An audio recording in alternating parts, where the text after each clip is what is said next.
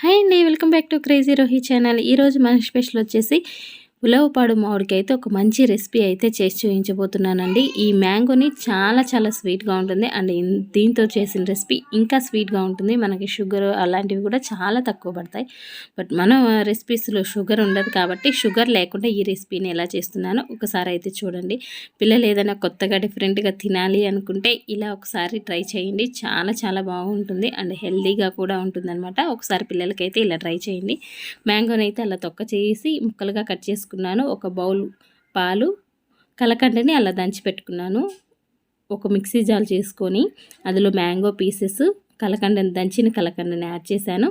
అందులో ముప్పావు కప్పు వరకు మిల్క్ అయితే యాడ్ చేసి దీన్ని గ్రైండ్ చేసుకుంటున్నాను. మిగిలిన కొంచెం పాలల్లో నేనైతే కస్టర్డ్ పౌడర్ ఆల్రెడీ ఇంట్లో రెడీ చేశాను కదండి, అదైతే యాడ్ చేసి ఇలా ఉండలు లేకుండా మిక్స్ చేశాను.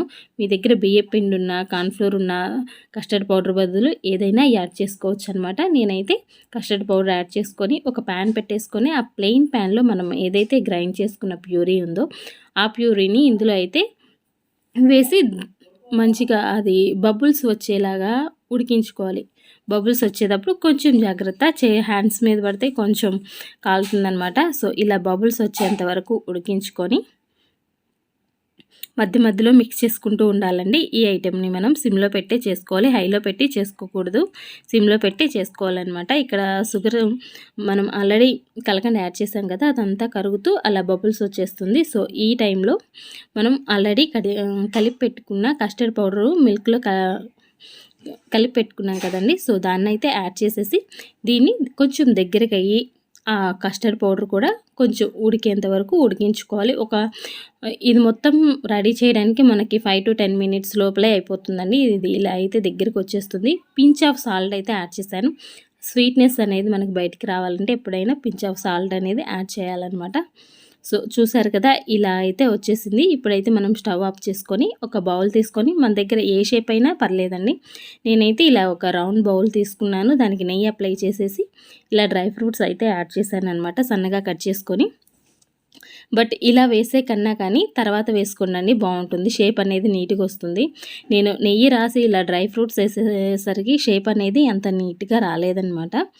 ఇలా మనం చేసి పెట్టుకున్న ప్యూరీని అందులో వేసేసి ఒకసారి ఇలా ట్యాప్ చేసేసి పైన నీట్గా అనుకుంటే సరిపోతుంది. దీన్ని ఒక 1 hour పాటు పక్కన పెట్టేసుకోవచ్చు. చల్లగా కావాలనుకుంటే ఫ్రిడ్జ్లో అయినా స్టోర్ చేసుకోవచ్చు అనమాట.